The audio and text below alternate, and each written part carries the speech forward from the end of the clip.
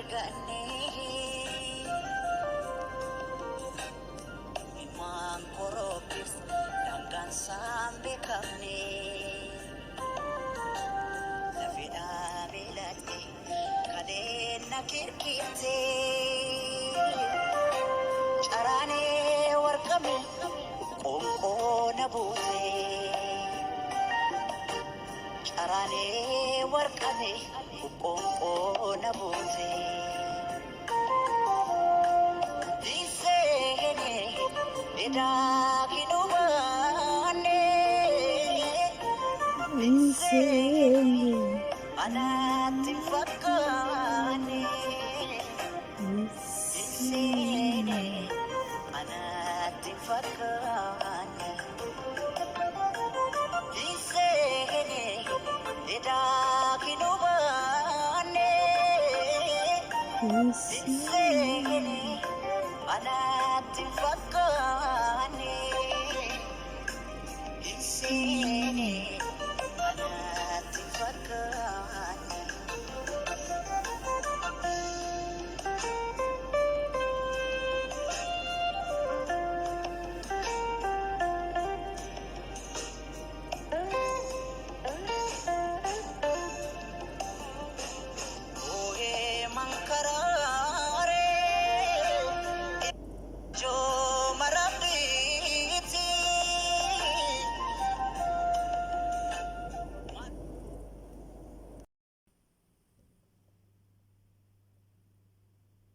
Assalamu alaikum warahmatullahi wabarakatuh. Jirra jirtu hordoftoota hawwiyyee SN Entertainment hundi keessanuu bakka hojjetanitti nageenya kan jaalalaaf kabajaa isin biraa haa ga'u jecha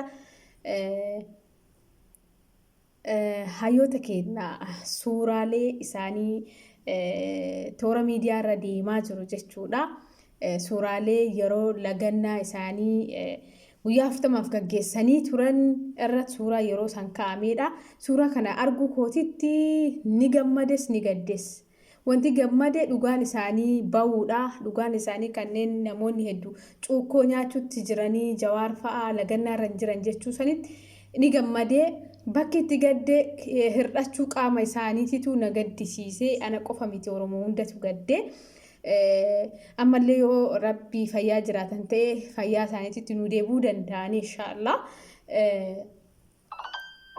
Kanaafuu namoonni cuukkoo nyaataa turtan jettan baga dhugaan bahe. Hayyoonni keenyas baga dhugaan keessan bahe.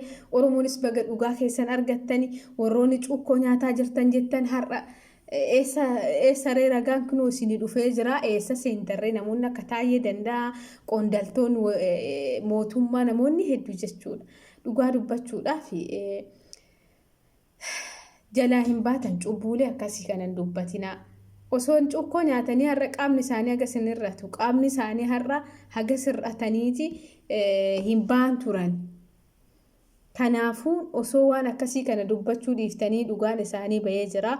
Uummanni Oromoo baga dhugaa keessan argitanii ammallee hayyoota keessan qabsootti cimtanii hayyoota keessan harka diinaatti fudhattanii akka Rabbi isinii fayyisu taasisuudhaaf cimuu qabu Oromooni. Kanaafuu hayyoota keenyallee Rabbiin harka diinaatti isinaa fuudhu dhugaan keessan baga baatee warroonni shiraa daba xaxxanii osoo waan akkasiisan dhiiftanii baay'ee namatti tola. Kanaafuu namoonni haga ammaa na daawwachuutti turtan hundi keessanuu hedduu galatoomaa.